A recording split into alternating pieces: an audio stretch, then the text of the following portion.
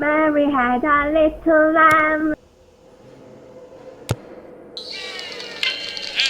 From the classiest radio station on the air, this is... Welcome to the Black Rabbit's Curse, where every shadow hides a sinister verse. Hear the airs thick with tales of terror, twist in your head, into the dark unknown, where fear takes root and chills the bone. Beware, dear traveler, for once you're here, the curse may linger year after year. Ida B. Wells, the reporter of the unseen. They say Ida B. Wells began her anti-lynching investigations because the truth haunted her, but the part that they never print is that something else haunted the truth. Something that stalks families for generations. Something that marks them. Something that watches. Ida called him the hanging man, and this is the real reason her early journals went missing. In the spring of 1892, the same year her friends were murdered, Ida interviewed a grieving mother in Mississippi. The woman's voice trembled as she spoke, but it wasn't grief that made her hands shake. "They don't just take our sons," she whispered. "They choose them." Ida leaned in. "Who chooses them?" The woman looked towards the doorway, eyes wide, as if expecting someone to step through. "The ones who stand in trees," she said.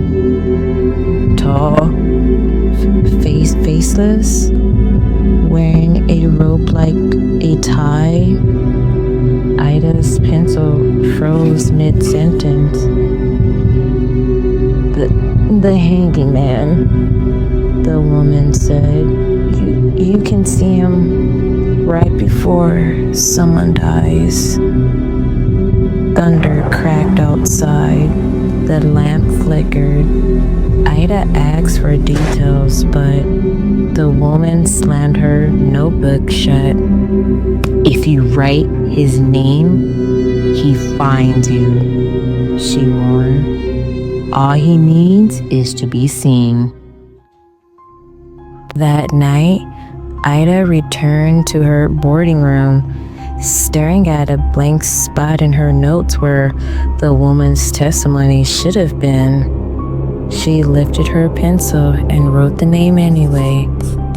The hanging man. The moment the words hit the page, her mirror fogged over, as if someone stood breathing on the other side. When she wiped the glass, she didn't see her reflection. She saw a dark forest, a single tree swaying through. There was no wind, and at its base, a tall figure, perfectly still, wearing a noose like a necktie, his head tilted towards her, as though he knew she was watching. The glass cracked. Ida stumbled back. When she looked again, the mirror showed only her room. She slammed her note shut. She continued her investigations, traveling across the South. Each lynching site she visited carried the same eerie detail. Someone had seen a tall, faceless man in the woods that night before. A man who never moved, never spoke, never left footprints. Ida filled her journal with descriptions, patterns, dates, strange symbols carved into tree bark. She was mapping something, tracking something. But the closer she got to the truth, the more the world wrapped around her. Shadows leaned towards her. Wind stopped blowing in places the air should have moved. Crows perched silently on fences, all facing the same direction. And every night, she heard rope cracking. Not from outside, from directly above her head. One morning, she woke up from her journal missing. In its place lay a single piece of paper. Stop! The handwriting was her own. Weeks later, she interviewed an elderly man who claimed he had escaped a lynching decades ago. He sat on his porch, rocking slowly, staring at nothing. They think we fear the mob, he raps, but it ain't the mob that chooses who dies. I swallowed. Who chooses? His rocking chair stopped. Very slowly, his finger lifted and pointed behind her. Ida turned. A field, a tree line, shadows, nothing else. She turned back. The man was standing now, too close. The hanging man sees you, Miss Wells, he whispered, and once he sees you, he follows. Before she could question him, the old man's eyes rolled upward. His body rose a few inches off the ground, as if pulled by an invisible rope. Ida screamed. He collapsed at her feet, dead. A faint rope mark ringed his neck. Through nothing had touched him. Ida left Mississippi that night. She boarded a train alone, doors slamming shut behind her, lanterns swing as if the whole car breathed. When she sat down, her suitcase popped open on its own. Her missing journal was inside.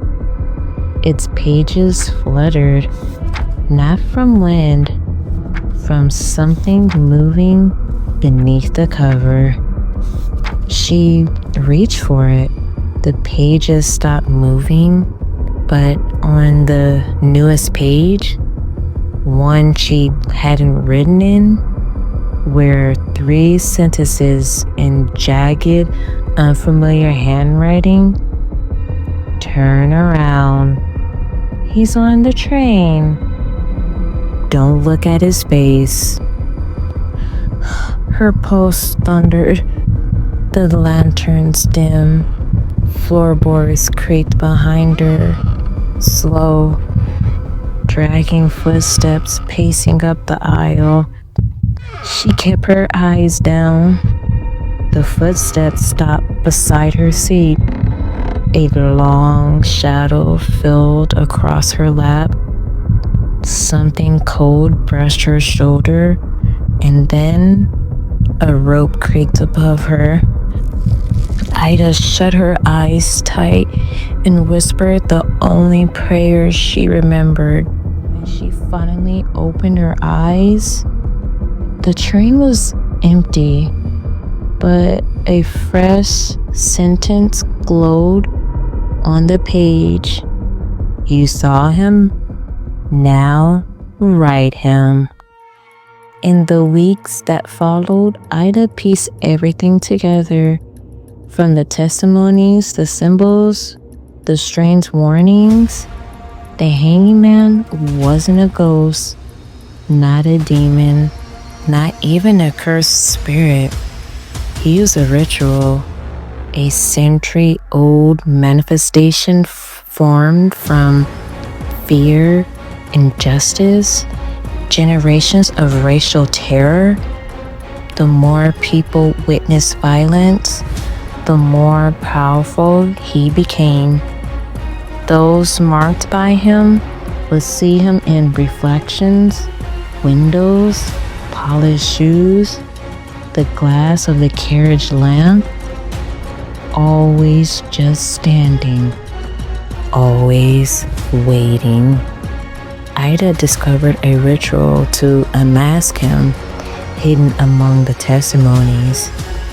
To unmask the hanging man, let the truth be written at the sight of the lies. She understood. Expose the truth where the violence happened, and he would appear, not in the shadows, but in the open. She returned to a site where her friends had been lynched. Midnight, only her lantern lit the field. In the grass where the man had died, she opened her journal and wrote the full truth, the names, the lies, the mobs, the fear, the silence. She wrote the final sentence. The trees stopped moving. The insects went silent. The lantern flame bent sideways as though something massive breathed on it. Ida looked up. He stood inches away, tall, faceless, rope coiled neatly around his neck like a gentleman's tie. For the first time, he reached out. A long skeletal finger pointed to her journal. Then he lifted his hands to his own head and began to peel. Skin tore like old cloth. The world shook.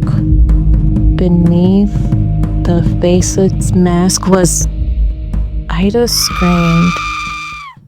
Neighbors found her hours later, laying in the grass, shaking, clutching her journal. But when they opened it, the pages were blank. Every word she'd written had vanished, except the last line. His face was mine. She had unmasked him and discovered the truth. The hanging man wasn't a separate creature. He was created by every witness who turned away, every truth left unwritten, every silence. A reflection of what fear becomes when people stop fighting. And by exposing him, by looking him directly in the face, Ida had taken on his mark. Some say that's why she was never silent, why she fought harder than anyone, because every time she wrote the truth, she could feel him inside her, the part of her she unmasked, the part that now watched her. Every mirror, every window, every flicker of glass. And when Ida B. Wells died in 1931, her coffin mirror fogged over on its own. Someone wrote on it with an invisible finger, "You saw me." The rope creaked softly, and then nothing. Sit here, Ida Hearts B. still Wells, racing, the eyes reporter wide of the open. Remember, the terror doesn't end when the video does. You may try to forget, but the shadows have a way of following. The whispers grow louder each night, don't they? So go ahead, close your eyes, if you dare. But know this, you're not alone. Not anymore. But the Black Rabbit's curse has seen you, and it's waiting. So what happens when the lights go out? If you want to find out, make sure you come back. But next time, will you be ready? Sleep well.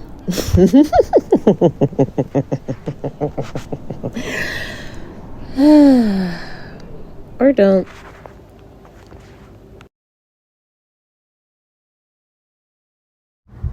See?